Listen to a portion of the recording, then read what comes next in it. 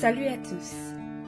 Précédemment, nous avons appris que nous devons continuer à mettre notre foi et notre confiance dans le Seigneur Jésus-Christ, même si les montagnes de problèmes semblent trop grandes pour être surmontées.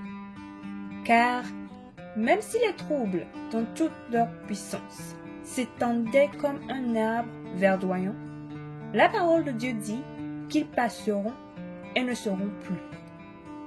Mais vous vous demandez peut-être quand exactement les choses vont-elles changer? Eh bien, c'est pour cela que nous sommes ici aujourd'hui. Pour savoir quand le Seigneur manifestera votre changement capital et ce que vous devez faire en attendant. Alors, sans tarder, allons-y. À l'époque du roi Achab d'Israël, la nation faisait face à un ultimatum du roi de Syrie nommé Ben-Hadad, qui était alors l'arbre verdoyant qui fleurissait et s'emparait des royaumes de la région. Et bien qu'Achab n'avait pas les moyens de vaincre ce roi présomptueux, Dieu a livré la grande armée de Syrie entre les mains d'Achab et de ses 232 serviteurs des chefs des provinces. Une grande défaite qui a contraint Ben-Hadad à fuir le champ de bataille.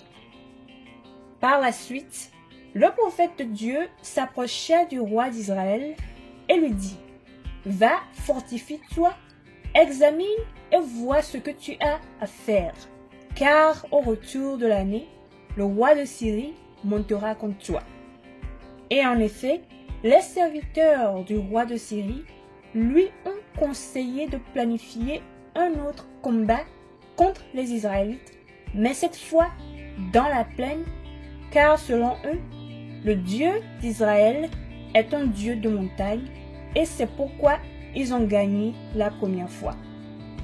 Maintenant, la raison pour laquelle Dieu a informé à l'avance Achab du plan des Syriens est pour que eux aussi puissent se préparer, mais qu'ils soient en grande partie assurés que l'Éternel qu'ils servent leur donnera la victoire.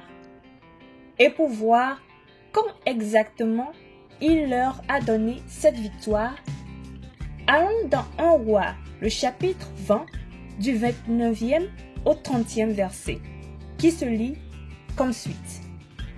Ils campèrent 7 jours en face les uns des autres. Le 7e jour, le combat s'engagea et les enfants d'Israël tuèrent aux Syriens 100 000 hommes de pied en un jour. Le reste s'enfuit à la ville d'Aphek et la muraille tomba sur 27 000 hommes qui restaient.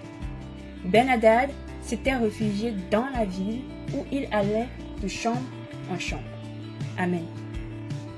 Ici, nous pouvons voir que le roi Achab et les 232 serviteurs des chefs des provinces se sont préparés exactement comme Dieu l'a demandé et étaient prêts à combattre et à gagner. Cependant, la parole de Dieu dit que le combat n'a commencé que le 7e jour. Et comme il est dit dans la Bible, les enfants d'Israël tuèrent aux Syriens 100 000 hommes de pied en un jour, démontrant que lorsque le moment que Dieu a préétabli est arrivé, l'Esprit de Dieu et les anges de Dieu ont soutenu Achab et les 232 serviteurs des chefs des provinces pour tuer 100 000 soldats syriens. Mais pour montrer aux Syriens qu'il est capable de mener tout combat en tout lieu et dans n'importe quelle circonstance, parce qu'il a le pouvoir sur toutes choses, Dieu fit tomber la muraille de la ville d'Aphek sur 27 000 soldats qui tentaient de s'y enfuir. Et Ben-Hadad, effrayé par la manière dont les choses ont tourné en faveur des Israélites, s'était réfugié dans la ville où il allait de chambre en chambre. Bien-aimés en Christ, même si vous vous demandez parfois pourquoi vos problèmes ne sont pas encore terminés, vous devez garder à l'esprit que c'est à travers ces difficultés et ces troubles que vous pouvez témoigner de la puissance de Dieu et partager sa gloire. Mais plus important encore, vous devez reconnaître que l'horloge de Dieu est à l'heure. Par conséquent, sachez que le temps que Dieu a prévu pour que les choses tournent en votre faveur est un temps idéal.